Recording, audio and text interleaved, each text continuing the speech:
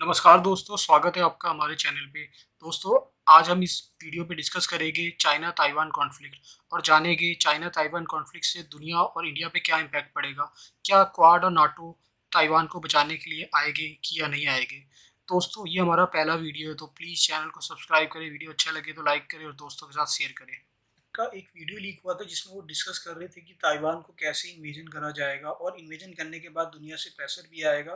उस प्रेशर को वो कैसे हैंडल कर रहे थे, वो सारी स्ट्रैटेजी उसके अंदर डिस्कस हो रही थी। इस न्यूज़ को पूरी दुनिया ने कवर करा और इंडिया की मीडिया ने भी इसको डिस्कस करा। दोस्तों, अब जब चाइना ताइवान को इन्वेजन करेगा तो क्वाड उसको बचाने आएगा या नहीं आएगा, ये एक बहुत बड़ा क्वेश्चन है। और एक सवाल और था कि क्या नाटो उसको बचाने आएगा कि नहीं आएगा। दोस्तों, ये नाटो क्यों बचाने आएगा, ये भी एक्चुअली भी है। कुछ दिनों पहले यूके की फॉरेन सेक्रेटरी उन्होंने बयान दिया था कि ताइवान को प्रोटेक्ट करने के लिए नाटो को भी आना चाहिए। और दोस्तों, कुछ दिनों बाद इन्होंने और एक बयान दिया कि नाटो को अब एक ग्लोबल नाटो बनाना चाहिए जिससे वो इंडो पैसिफिक में शांति लाए और इंडो पैसिफिक में अपना इंटरेस्ट सेव करके रखे। लेकिन दोस्तों, ऑलरेडी दुनिया में एक वॉर चल रही है रशिया यूक्रेन की, जिसकी वजह से दुनिया के अंदर ऑलरेडी पेट्रोल के प्राइस बढ़ गए हैं, वीट के प्राइस बढ़ गए हैं और बहुत सारी कमोडिटीज़ के प्राइस बढ़ गए, खाने पीने वाले फर्टिलाइज़र की कमी हो गई है। तो ऑलरेडी एक संकट चल रहा है और ये चाइना ताइवान का संकट एक ऑलरेडी सर पे खड़ा हुआ है पूरी दुनिया के। लेकिन दोस्तों, पहले हम ये जानेंगे कि रसिया ऐसा क्या था जो दुनिया को एक्सपोर्ट इंपोर्ट करता था जिसकी वजह से ऑलरेडी पूरी दुनिया में ये संकट आ गया। फिर हम जानेंगे कि चाइना कितना एक्सपोर्ट करता था ताइवान। तो आप देख सकते हैं कि रसिया सबसे ज़्यादा mineral oil, James, iron, steel ये एक्सपोर्ट करता है। 211 बिलियन का अपना 40 मतलब अराउंड 43% ऑफ टोटल एक्सपोर्ट। जो आप देख सकते हैं पेट्रोलियम, अगर इतना पेट्रोल एक तरीके से कम हो जाएगा तो ऑलरेडी डिमांड बढ़ेगी, लेकिन उतना प्रोड्यूस नहीं हो रहा तो प्राइस तो बढ़ेगा ही। फर्टिलाइजर जैसे आप सुन सकते हो। नॉर्मली एक चीज़ आप और देखोगे, रशिया के सबसे बड़े ट्रेडिंग पार्टनर चाइना था। चाइना के साथ तो अभी भी ये कर ही रहा होगा, लेकिन बाकी जो सारे थे यूरोपियन कंट्री थी और एक यूएस भी था उसके अंदर से। तो ये सारी कंट्रियों ने उसके ऊपर सैंक्शन लगा रखा है। पूरी यूरोपियन यूनियन ने, एक्चुअली टर्की यूरोपियन यूनियन में नहीं है, लेकिन वो भी एक प्रेशर में ही है अमेरिका के, वो ऑलरेडी रशिया से कुछ खरीद नहीं पा रहा है। और अगर आप देखो रसिया सबसे ज़्यादा एक्सपोर्ट किसे करता था, तो आप देख सकते हो कि सबसे ज़्यादा चाइना को एक्सपोर्ट करता था। उसके बाद सारी यूरोपियन कंट्री है, वो सारी कंट्री है जो ऑलरेडी अमेरिका की एलाई एलाई कंट्री है। दोस्तों, अगर चीन ताइवान के बीच अगर युद्ध हुआ तो क्या होगा, उसका इम्पैक्ट वर्ल्ड और इंडिया पे क्या आएगा। लेकिन उसे जानने से पहले हम ये जानेंगे कि चाइना ताइवान दुनिया को क्या देते हैं। अगर चाइना ताइवान दुनिया में ना हो तो उसके दुनिया पे क्या असर पड़ सकते हैं। आप इस चार्ट में देख सकते हो कि दुनिया का 28.7% ग्लोबल मैन्युफैक्चरिंग अकेला चाइना करता है। उसके बाद यूनाइटेड स्टेट, जापान, जर्मनी आते हैं, इंडिया 5वें नंबर पे आता है। फिर आप देखोगे कि चाइना सबसे ज़्यादा एक्सपोर्ट क्या करता है। आप देख सकते हो कि चाइना सबसे ज़्यादा एक्सपोर्ट कंप्यूटर करता है, ब्रॉडकास्ट इक्विपमेंट करता है, टेलीफोन करता है, इंटीग्रेटेड सर्किट करता है, सेमीकंडक्टर डिवाइस करता है। सेमीकंडक्टर डिवाइस में हम दोस्तों आगे भी डिस्कस करेंगे। दोस्तों, अब चाइना सबसे ज़्यादा एक्सपोर्ट किस कंट्री को करता है। आप देख सकते हो यूनाइटेड स्टेट नंबर 1 पे है, फिर हांगकांग है। हांगकांग उसी का ही पार्ट है एक तरीके से। और अब जापान है, साउथ कोरिया, ये दोनों अमेरिका की एलाई कंट्री है। फिर जर्मनी, नीदरलैंड, ये सारी यूरोपियन कंट्री है जिनको वो एक्सपोर्ट करता है। फिर आप देखोगे एक चीज़ की, अगर आप अमेरिका को देखो तो दोस्तों अमेरिका का भी जो टॉप 10 पार्टनर है, ट्रेडिंग पार्टनर, उसमें आप देखो चाइना 14% है। मतलब जितना भी ट्रेड अमेरिका करता है एक्सपोर्ट इंपोर्ट, उसका 14% वो चाइना के साथ करता है। और आप देखोगे ताइवान के साथ 2.5% करता है। तो आप देख सकते हो कि चाइना ताइवान दोनों ही उसके लिए इंपॉर्टेंट है, दोनों ही टॉप 10 में आते हैं। दोस्तों, अगर आप यूरोपियन यूनियन की बात करो तो एक चीज और है कि चाइना सबसे बड़ा ट्रेडिंग पार्टनर है यूरोपियन यूनियन का। तो यूनियन का भी, अमेरिका का तो है ही है, और साथ साथ वो यूरोपियन यूनियन का भी ट्रेडिंग पार्टनर 696 बिलियन का इंपोर्ट एक्सपोर्ट करते हैं। दोस्तों, और चाइना मेन अमेरिका को क्या एक्सपोर्ट करता है, अब हम ये देखेंगे तो मेन ये अमेरिका को एक्सपोर्ट करता है computer, broadcasting equipment, other article, जो और भी मोटा मोटा चीज। एक चीज मैं आपको दिखाना चाहूंगा, ये डाटा है 2020 का। ये actually H S N wise होता है। अगर एच एस एन वाइज थोड़ा आइडिया हो, कस्टम के अंदर आप कोई आइटम को देखते हो तो वो एच एस एन वाइज देखते हैं। तो दोस्तों, इसमें बड़ी एक चीज़ थी कि दुनिया का सबसे ज़्यादा कंप्यूटर का एक्सपोर्टर कौन है, तो आप देखोगे चाइना है। और दोस्तों, हैरान करने वाली चीज़ है, अगर कंप्यूटर के सबसे बड़े इंपोर्टर देखोगे तो वो यूनाइटेड स्टेट है। तो आप चीज़ से समझ सकते हो कि चाइना, अमेरिका भी काफ़ी हद तक चाइना पे डिपेंडेंट है। फिर आप देखोगे कि चाइना, ये तो हमने अमेरिका की बात कर ली, अब हम बात करते हैं कि इंडिया को क्या एक्सपोर्ट करते हैं, क्योंकि हम तो इंडिया का भी हमें जानना है। तो दोस्तों आप देख सकते हो कि इंडिया को भी हम एक इलेक्ट्रॉनिक आइटम चाइना इंडिया को एक्सपोर्ट करता है, और मशीनरी आइटम भी करता है, ऑर्गेनिक केमिकल भी करता है, जो आप एपीआई, इसके अंदर एपीआई भी कवर हो जाते हैं। दोस्तों कहीं ना कहीं हम भी अपने रॉ मटेरियल के लिए चाइना पे डिपेंडेंट है। जैसे आप देखोगे हमें इलेक्ट्रॉनिक आइटम चाहिए होते हैं, आप देखोगे ये एक इंटीग्रेटेड सर्किट है, ये लैपटॉप का आप देख सकते हो एक चिप है। ऐसे जो आइटम होती है नॉर्मली हम चाइना से इंपोर्ट करते हैं और बाकी ये चिप लगा के उसको असेंबल कर देते हैं, सेम ऐसे मोबाइल में भी करते हैं। फिर हम आते हैं एपीआई के अंदर। एक खबर आई थी एपीआई के रिगार्डिंग कि नॉर्मली इंडिया 80% अपना एपीआई चाइना से इंपोर्ट करता है, आप समझ सकते हो। तो अभी एक खबर भी आई थी हेल्थ मिनिस्टर की, अभी का आर्टिकल है 23 अप्रैल का, कि उसमें उन्होंने कहा हम अपना 25% एपीआई इंपोर्ट कट करेंगे चाइना से, लेकिन उसके बावजूद भी आप ये लगा लो 60% एपीआई हम अभी भी चाइना से इंपोर्ट कर रहे हैं। आप सोच सकते हो हमारी डिपेंडेंसी कितनी है। अगर हम वर्ल्ड फार्मेसी बनना चाहते हैं तो कहीं ना कहीं हमको इस पर ध्यान देना पड़ेगा। दोस्तों ये एक सीएनबीसी का आर्टिकल भी है, उसमें भी यही लिखा हुआ है कि normally India wants to be pharmacy of the world but first it must be wean itself from China, मतलब ये चाइना को इन्हें सरपास करना होगा, अलग करना पड़ेगा। इंडिया ऑलरेडी 42 बिलियन का फार्मास्यूटिकल का मतलब एक्सपोर्ट करता है। यहाँ आप देख सकते हो कि नॉर्मली हमारा इंपोर्ट कितना बड़ा है। 2021 में तो रिकॉर्ड तो 97 बिलियन पहुंच चुका था। दोस्तों अब हम देखेंगे कि एक चीज आपको बताना चाहूंगा, नॉर्मली हम क्यों इतना चाइना से खरीदते हैं। अगर आप एक चीज देखो, हम यही API Germany, US, Italy, Singapore से भी खरीद सकते हैं, लेकिन दोस्तों प्रॉब्लम क्या है कि वहां से बड़ा महंगा मिलता है, और हमारी रॉ मटेरियल की कॉस्ट उससे बढ़ जाती है। जब रॉ मटेरियल की कॉस्ट बढ़ेगी तो नॉर्मल सी बात है हमारा फाइनल प्रोडक्ट भी बढ़ेगा, जो ऑलरेडी महंगा होगा। तो हम जो अचीव करना चाहते हैं एक सस्ती जेनरिक दवाइयों का, वो टारगेट हम अचीव नहीं कर पाओगे। इसलिए मेनली हमें चाइना पे डिपेंडेंट रहना पड़ता है। दोस्तों हम बात करेंगे ताइवान की, कि ताइवान ऐसा क्या एक्सपोर्ट करता है दुनिया को। तो आप देखोगे दोस्तों ताइवान भी इलेक्ट्रॉनिक मशीनरी आइटम नॉर्मली करता है। इसके अंदर 49% टोटल एक्सपोर्ट करता है। दोस्तों इसके अंदर लिखा नहीं हुआ, लेकिन मैं आपको बता रहा हूँ वैसे मेनली वो सेमी कंडक्टर डिवाइस है जो वो एक्सपोर्ट करता है वर्ल्ड को।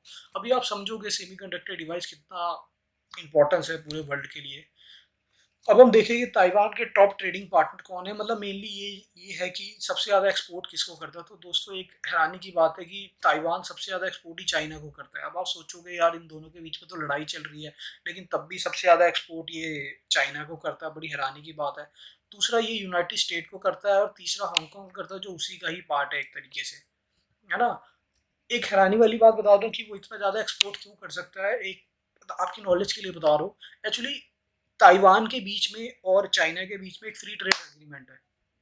अब दोस्तों आप पूछोगे यार ये फ्री ट्रेड एग्रीमेंट दोनों के बीच में कैसे हो गया जब दोनों के बीच में लड़ाई चल रही है। दोस्तों ये 2010 में हुआ था। इसमें लिखा भी है कि चाइनीज सिविल वॉर के बाद सबसे दोनों कंट्रियों में एक 2010 में एक फ्री ट्रेड एग्रीमेंट हुआ था एक्सपोर्ट इंपोर्ट को आसान करने के लिए, जिससे ड्यूटी कम हो। दोस्तों ये आप देख सकते हो चार्ट में, थोड़ा अच्छा चार्ट है, समझ जाओगे कि ये मेनली चाइना और हांगकांग को ही 42.3% एक्सपोर्ट करते हैं, उसके बाद एशियान कंट्री को, उसके बाद यूनाइटेड स्टेट को करते हैं। दोस्तों सेमीकंडक्टर कुछ ऐसा दिखता है कि एक छोटी सी चिप टाइप में होती है, बहुत टेक्निकल कॉम्प्लेक्स चीज होती है। मतलब ये तो एक अलग से एक पढ़ने वाला टॉपिक है, बस आप इतना समझ लीजिए कि ये सेमीकंडक्टर एक ऐसी चीज होती है। ये अगर आपको कोई आइटम चलाना हो नॉर्मली, जैसे आपको कोई आर्टिफिशियल इंटेलिजेंस चलाना हो, जैसे आपने रोबोट का वो देखा हो चिट्टी, कि चिट्टी में कुछ नहीं था, उसकी चिप में सारी पावर थी। तो आप ये लगा लीजिए चिप ऑटोमेटिकली दिल है, आप समझ सकते हो इसको। दोस्तों सेमीकंडक्टर क्यों जरूरी है, वैसे आप देख सकते हो। देखो अगर कोई भी इलेक्ट्रॉनिक डिवाइस है उसके लिए दोस्तों सेमीकंडक्टर डिवाइस चाहिए चाहिए आपको।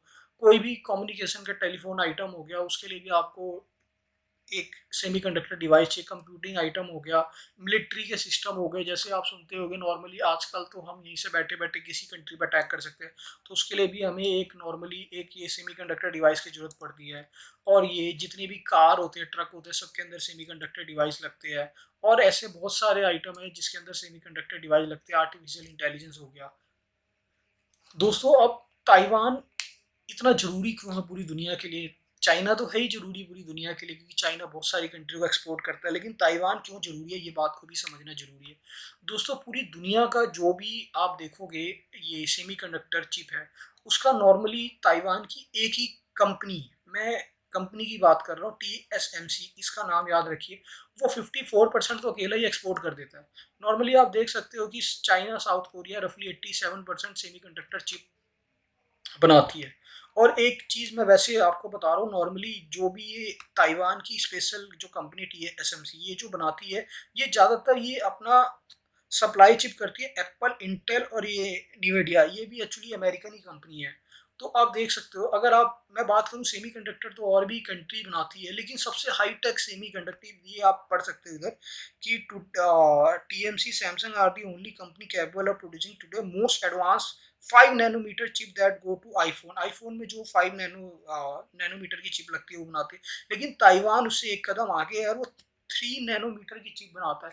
दोस्तों, चिप जितनी छोटी होगी मोबाइल आपका उतना हल्का होगा, बस ये सिंपल सा एक फंडा है। तो आप समझ सकते हो कि अमेरिकन कंपनियों के लिए ताइवान कितना ज़्यादा ज़रूरी है।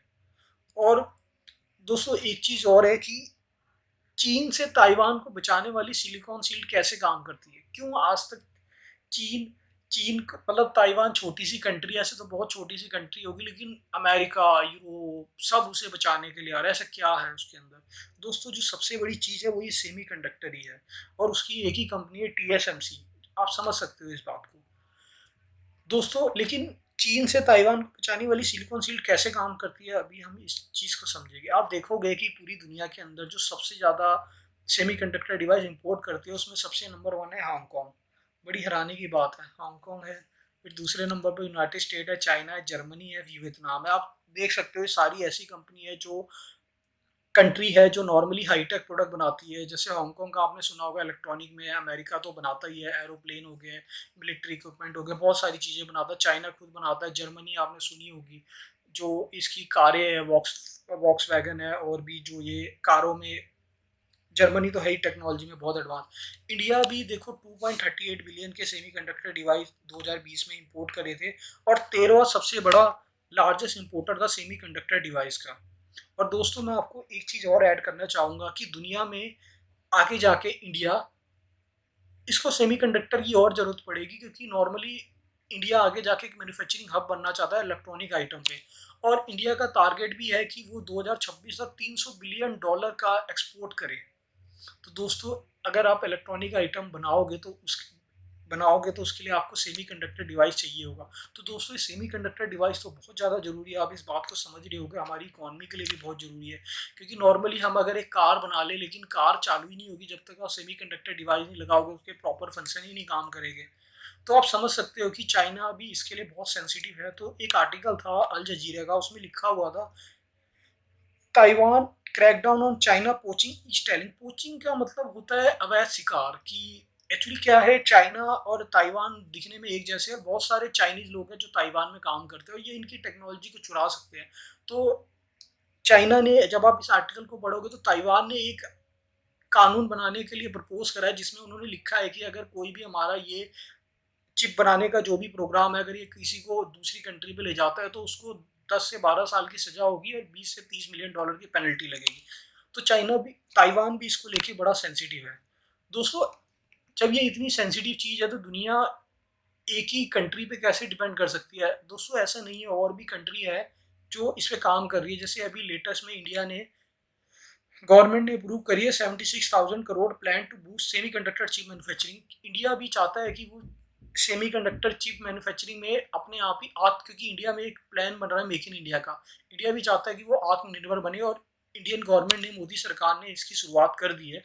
अब देख सकते हो ये सेमीकंडक्टर डिवाइस जो एक बंदे के हाथ में दिख रहा है, ऐसा ही सेमीकंडक्टर डिवाइस होता है, चिप होता है। और एक ही इसमें पीछे नहीं है, अमेरिका को भी पता है कि सेमीकंडक्टर की हमारे लिए नीड है।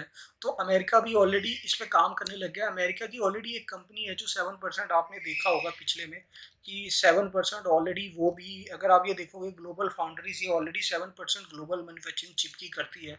लेकिन तब भी अमेरिका की रिक्वायरमेंट ज़्यादा है और अमेरिका ऑलरेडी इस पे काम कर रहा है। तो आप देख सकते हो ये आर्टिकल में अमेरिका ने एक्चुअली इंटेल से बात करी, इनिशियली ये $20 मिलियन लगा रहे हैं मेगा साइट में, और ये ओवरऑल इन्वेस्टमेंट इनकी 100 करोड़ पहुँचेगी ये जो चिप मैन्युफैक्चरिंग में काम करना चाहते हैं। दोस्तों इससे यूरोप भी परेशान है क्योंकि यूरोप भी ऑलरेडी बहुत ज़्यादा डिपेंडेंट है एशियन कंट्री पे। तो आप ये आर्टिकल देख सकते हो, इसमें एक्चुअली इन्होंने लिखा है European Union announce 48 billion plan to become a semiconductor producer. अब ये प्रोड्यूसर बनना चाहता है और अपनी डिपेंडेंसी एशियन कंट्री पे कम करना चाहता है। थे कि इंडिया का प्लान है electronic production in India to reach $300 billion by 2026। तो दोस्तों जब इंडिया इतने इलेक्ट्रॉनिक आइटम बनाएगा तो उसके लिए उसे सेमीकंडक्टर चिप चाहिएगी। तो वही जो मैं आपसे आगे पीछे डिस्कस कर रहा था कि इंडिया का प्लान बहुत बड़ा है। और आपने पीछे एक चीज़ देखी होगी कि अब इंडिया $300 बिलियन का माल बनाएगा तो बेचेगा किसे। तो दोस्तों ये सीधी सी बात है कि कहीं ना कहीं वो चाइना को साइड करना चाहते हैं और आने वाले टाइम पे अपना जो मैन्युफैक्चरिंग नेक्स्ट मैन्युफैक्चरिंग हब है वो इंडिया को ही बनाना चाहते हैं।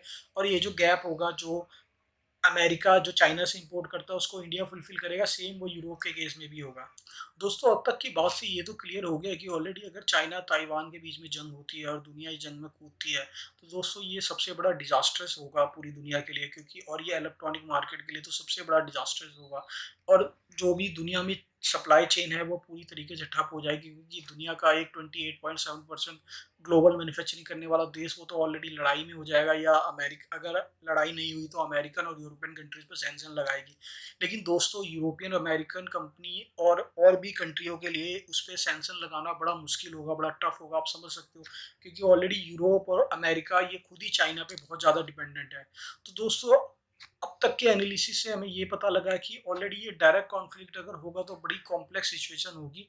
लेकिन कहीं ना कहीं वो इंडिया को मेजर अलाई क्यों कह रहे हैं, आप इस चीज़ को समझो कि कहीं ना कहीं वो अपनी डिपेंडेंसी चाइना से कम करके इंडिया पे शिफ्ट करना चाहते हैं। दोस्तों अब तक के एनालिसिस से देखें तो हमको ये पता लगता है अमेरिका, यूरोप और इंडिया काफ़ी हद तक चाइना पे डिपेंडेंट है और ये बात सच है। तो दोस्तों इसका क्या सोल्यूशन है कि अगर जब चाइना ताइवान पे अटैक करेगा तो उस समय कैसे ताइवान को प्रोटेक्ट करा जाए, क्या उससे मिलिट्री कॉन्फ्लिक्ट में जाया जाए। दोस्तों अगर मिलिट्री कॉन्फ्लिक्ट में गए तो दोस्तों तब तो ये बहुत बड़ा डिजास्टर होगा अमेरिका के लिए, क्योंकि चाइना बहुत कोई कमज़ोर मिलिट्री नहीं है। लेकिन दोस्तों दूसरा ऑप्शन ये भी है कि अगर चाइना ताइवान पे अटैक करता है तो उस पर एक सेंक्शन लगाया जाए, जो अभी फ़िलहाल अमेरिका और यूरोपियन ने रसिया पे करा है।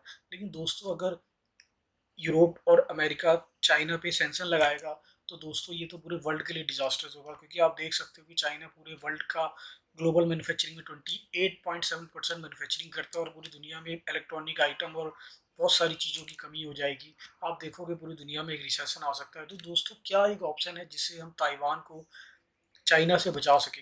देख दोस्तों एक चीज़ तो ये है कि ताइवान एक टापू है और उसके पास ऐसा भी नहीं है कि हम यूक्रेन की तरह पोलैंड बॉर्डर से उसको हथियार भेजते रहे और वो लड़ता रहे, क्योंकि वो बड़ा मुश्किल होगा। और चाइना एक्चुअली में जब अटैक करेगा तो ऑलरेडी पूरे ताइवान को ब्लॉक कर ही देगा, तो ये बड़ा मुश्किल होगा उसे हथियार पहुँचाना। और अगर आप ताइवान के अंदर एक बेस बनाते हो, एक आर्मी बेस बना दे अमेरिका, तो दोस्तों ये तो पॉसिबल ही नहीं है, क्योंकि चाइना अमेरिका इंडिया और पूरा वर्ल्ड इवन चाइना पॉलिसी अपनाता है जिसमें वो ताइवान को चाइना का हिस्सा मानता है।